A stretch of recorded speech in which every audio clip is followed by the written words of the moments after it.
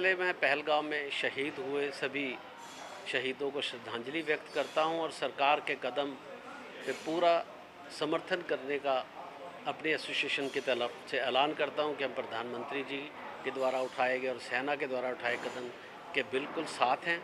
तो अपने इशू पर भी आते हुए मैं आपको बताना चाहता हूं कि हमारे हरियाणा में करीब 3,000 से ज़्यादा स्कूलों पर कोर्ट के एक विशेष ऑर्डर के तहत आड़ लेते हुए उन पर लगातार धक्केशाही के रूप में कार्रवाई की जा रही है, जो गैर कानूनी है। कोर्ट का ऑर्डर कुछ तरह का था और बहुत लिमिटेड स्कूल्स के ऊपर था, लेकिन छोटे अधिकारियों के द्वारा उसकी गलत इंटरप्रिटेशन करके या अधिकारियों द्वारा उसकी गलत इंटरप्रिटेशन करके उसको फैला दिया गया और पूरे हरियाणा में अराजकता का माहौल बना हुआ है। विशेषकर जब शिक्षा का सत्र शुरू होता है, इससे शिक्षा की गुणवत्ता पर प्रभाव पड़ता है और उसका असर देश के और प्रदेश के बच्चों पर भी पड़ना स्वाभाविक है। तो मेरी माननीय मुख्यमंत्री जी से आज की प्रेस कॉन्फ्रेंस के माध्यम से और शिक्षा मंत्री जी से अपील है कि इसको रोका जाए और प्राइवेट स्कूल जिसमें करीब 40-45 हज़ार शिक्षक प्रभावित होने की आशंका है और लाखों बच्चों के प्रभावित होने की भी आशंका है, इस तरह की जो कार्रवाई हो रही है उसका संज्ञान लेते हुए उसको रोक लगाई जाए। और हम बार बार 2 दशकों से ये बात कह रहे हैं कि जिन स्कूलों से नॉर्म्स पूरे नहीं हो रहे उनमें सरकारी स्कूल भी शामिल है, हज़ारों सरकारी स्कूल शामिल है, जिसका डाटा मेरे पास है। और ये मामला विधानसभा में भी उठा कि सरकारी स्कूलों के भी नॉर्म्स पूरे नहीं हैं।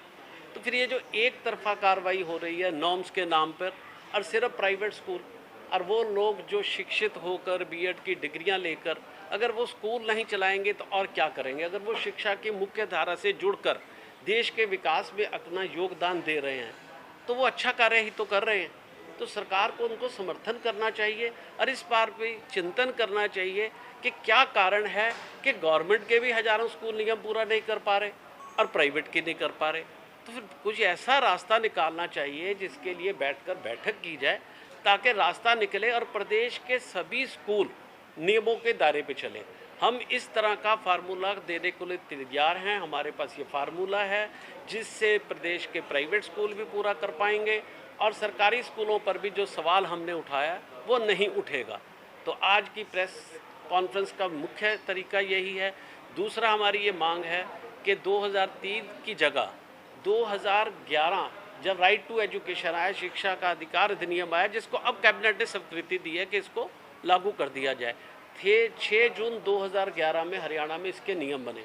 इससे पहले चलने वाले सारे स्कूलों को पूर्व का स्कूल मानते हुए रिलैक्स नॉर्म के तहत शिक्षा के अधिकार अधिनियम के तहत वहाँ कहीं जगह की बात नहीं की गई है और हम इसका बहुत स्पष्ट रास्ता बताने को तैयार हैं। सरकार को सिर्फ बैठने की ज़रूरत है, अन्यथा इस समय शिक्षा में एक अव्यवस्था का माहौल बना हुआ है। हमारी लोकप्रिय सरकार नई बनी है, हमारे माननीय मुख्यमंत्री जी बहुत हर एक के प्रति सजग हैं, अब सभी के प्रति विनम्र हैं।